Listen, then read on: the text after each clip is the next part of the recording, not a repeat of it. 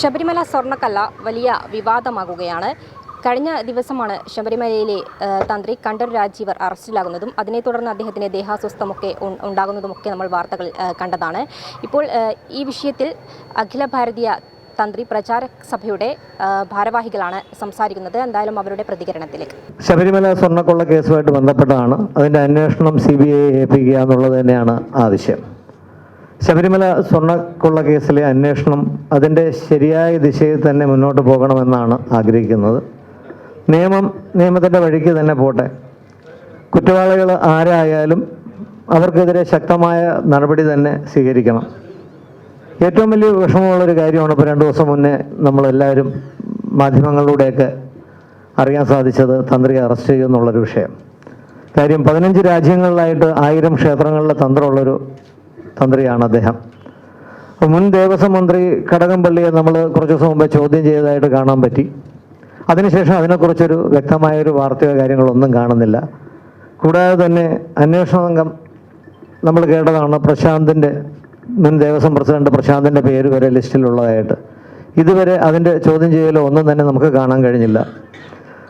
കൂടാതെ ഈ കവർച്ച നടന്ന സമയത്തുള്ള ബോർഡ് അംഗങ്ങളെയും അതിലൊരു ബോർഡ് അംഗത്തെ ഇന്നലെ അറസ്റ്റ് ചെയ്തു. നമ്മളെല്ലാവരും വാർത്ത കേട്ടു, മാധ്യമങ്ങളിൽക്കാരെല്ലാവരും അറിഞ്ഞു തന്നെ വിശ്വസിക്കുന്ന പത്മകുമാർ പ്രസിഡൻ്റായിട്ടിരിക്കുന്ന സമയത്തുള്ള ബോർഡ് അംഗം വിജയകുമാറിനെ ഇന്നലെ അറസ്റ്റ് ചെയ്തു.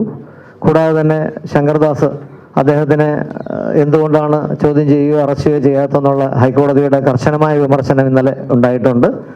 അപ്പോൾ അധികാരം ദുർവിനിയോഗപ്പെടുത്തുക എന്നുള്ളൊരവസ്ഥയിൽ തന്നെയാണ് ഇന്ന് കാര്യങ്ങൾ നടന്നുകൊണ്ടിരിക്കുന്നത്.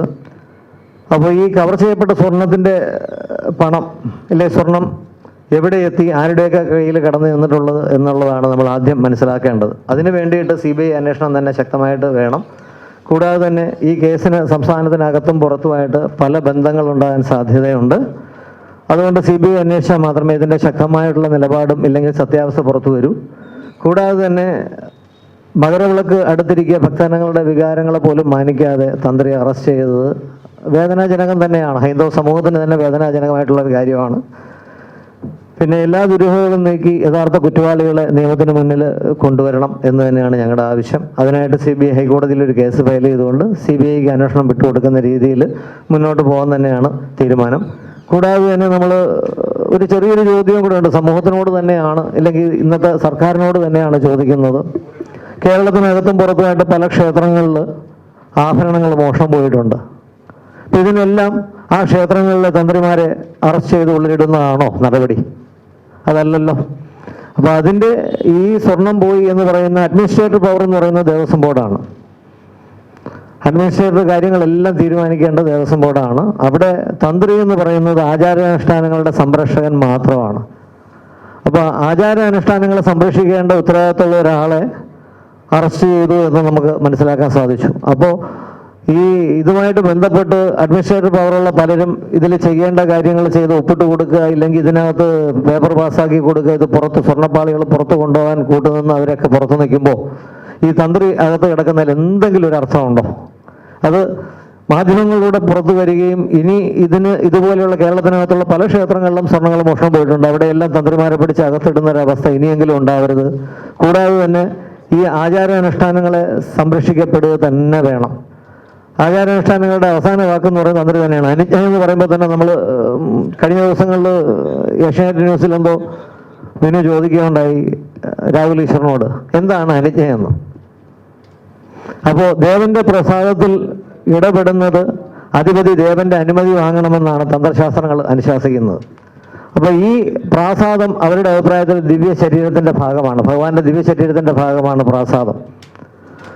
അതിനാൽ ശ്രീകോവിലിലെ ക്ഷേത്രപ്രാസാദത്തിൻ്റെ മറ്റു ഭാഗങ്ങളിലോ പുനരുദ്ധാരണമോ മറ്റ് മരാമത്ത് ജോലികളോ നടത്തേണ്ടി വരുമ്പോൾ അനുജ്ഞാ കലശം നടത്തേണ്ടത് ആവശ്യമാണ്.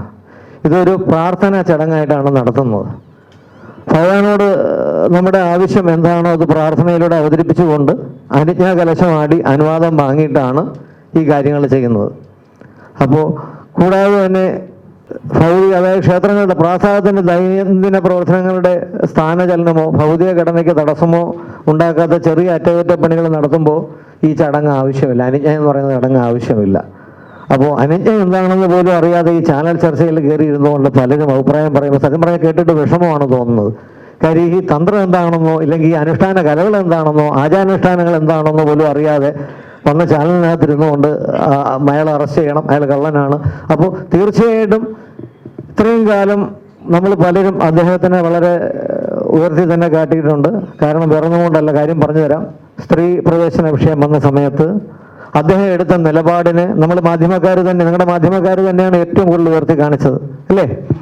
കാര്യം അദ്ദേഹം എടുത്ത തീരുമാനം ശക്തമായിരുന്നു. സ്ത്രീ പ്രവേശനം വിഷയം വന്ന സമയത്ത് അദ്ദേഹം ആൾക്കാരെ എല്ലാം മാറ്റി നിർത്തി ശുദ്ധി ചെയ്യുകയും കൂടാതെ നടയടച്ച് ശുദ്ധി നടത്തുകയും കൂടാതെ തന്നെ പൂട്ടി താക്കോല് മാറ്റിവെക്കുമെന്ന് പറഞ്ഞൊരു തീരുമാനത്തിന് നമ്മളെല്ലാവരും അനുകൂലിച്ച ആൾക്കാരാണ്.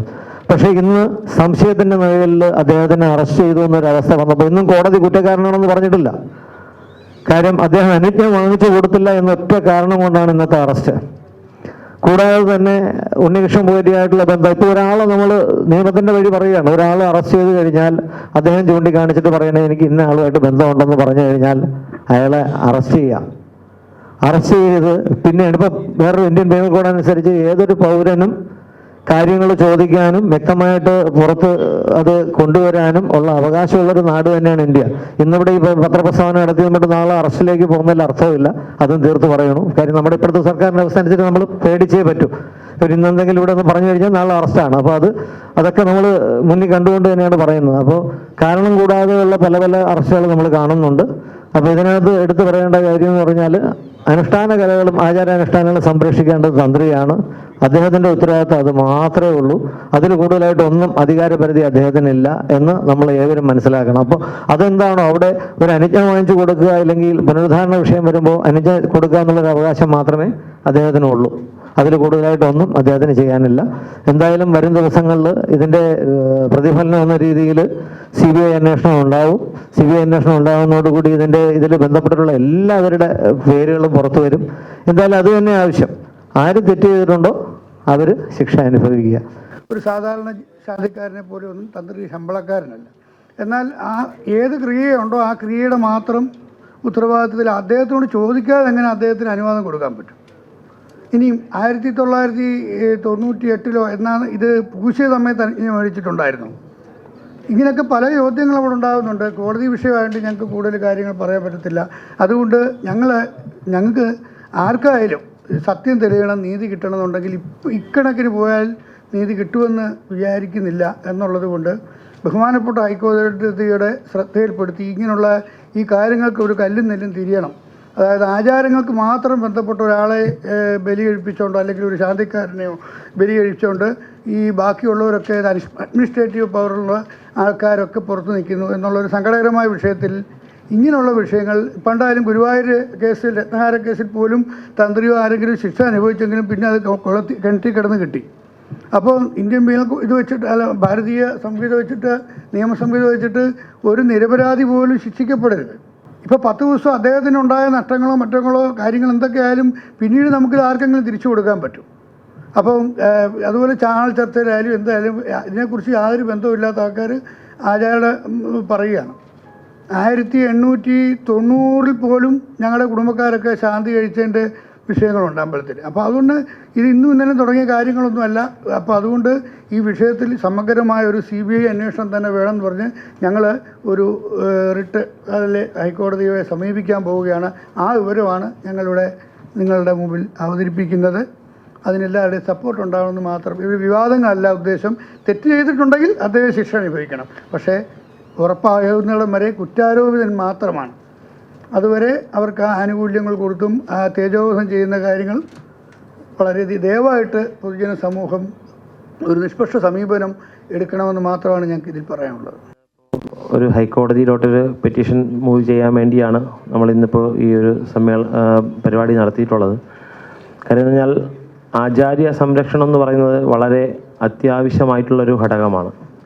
അതിൽ തന്ത്രി എന്ന് പറയുന്ന ഒരു ഹോണറബിൾ പോസ്റ്റാണ് തന്ത്രിക്ക് ഒരു ക്ഷേത്രത്തിൻ്റെ പ്രതിഷ്ഠ, വിഗ്രഹം, ആ പ്രതിഷ്ഠയ്ക്കുള്ള പൂജാകാര്യങ്ങൾ, നവീകരണം, അങ്ങനെയുള്ള ഒത്തിരി കലശം, ഇങ്ങനെയുള്ള പൂജകൾക്ക് മാത്രമാണ് തന്ത്രിയുടെ പ്രാതിനിധ്യം പറയുന്നത്. ഇപ്പോൾ തന്ത്രിയെ പോലുള്ള ആളുകൾ ഇത്തരത്തിലുള്ള പ്രവൃത്തിയിൽ ഏർപ്പെട്ടിട്ടുണ്ടെങ്കിൽ അത് തെറ്റാണെന്നാണ് നമ്മുടെ സഭയുടെ നിലപാട്.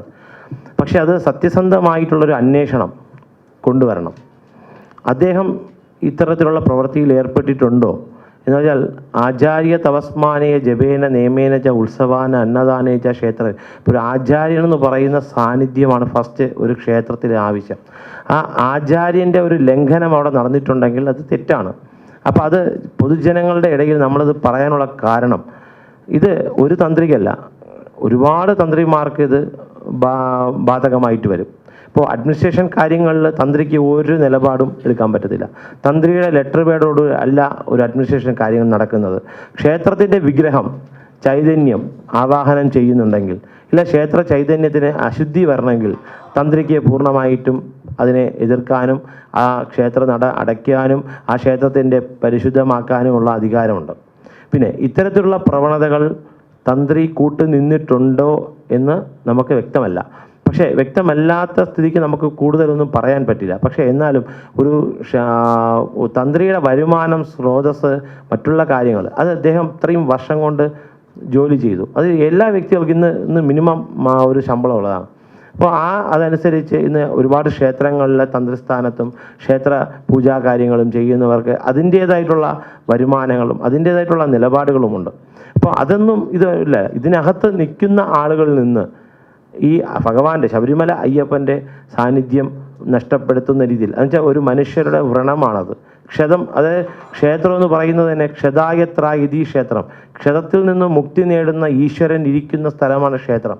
ആ ക്ഷേത്രത്തിൽ തന്നെ ഇത്തരത്തിലുള്ള കളവുകൾ, മോഷണങ്ങൾ വളരെയധികം നടന്നിട്ടുണ്ടെങ്കിൽ അത് എല്ലാ ഭക്തരുടെയും മനസ്സിനെ വ്രണമാക്കുന്ന രീതിയിലാണ്. അപ്പോൾ അത്തരം വ്രണങ്ങളെ വീണ്ടും വീണ്ടും അത് വൈകല്യമായിട്ട് മാറാതിരിക്കുവാൻ വേണ്ടി സത്യസന്ധമായിട്ടുള്ള ഒരു അന്വേഷണം കൊണ്ടുവന്ന് ഇതിൽ ഉൾപ്പെട്ടിട്ടുള്ള ആരായാലും, തന്ത്രിയായാലും മേൽശാന്തിയായാലും മറ്റുള്ള ബോർഡ് മെമ്പർമാരായാലും ആരെയായാലും നിയമത്തിന് മുന്നിൽ സത്യസന്ധമായിട്ട് കൊണ്ടുവരണമെന്നും പൊതുജനങ്ങളുടെ മധ്യത്തിൽ അത് സത്യസന്ധമായിട്ടും ഇത് കുറേ പേരങ്ങ് ജാമ്യത്തിൽ ഇറങ്ങി കഴിഞ്ഞാൽ പിന്നെ ഇതെല്ലാം അങ്ങ് തീരും. ഇതാണ് ഇന്ന് നടന്നുകൊണ്ടിരിക്കുന്നത്.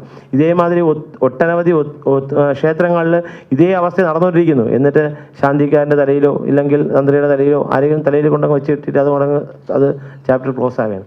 അപ്പോൾ അതത്രയും ഇനി പാടില്ല. ശബരിമല പോലുള്ള മഹാക്ഷേത്രങ്ങൾ എത്ര ലക്ഷം ഭക്തരെന്നല്ല അവിടെ വരുന്നത്. ആ ഭക്തരുടെ ഒരു വിശ്വാസമാണ് ആ അയ്യപ്പൻ്റെ വിശ്വാസം. എന്താ ശൈവ വൈഷ്ണവ ശാക്തേയ ഭാവത്തിലുള്ള ദേവനാണ് ശാസ്താവ്.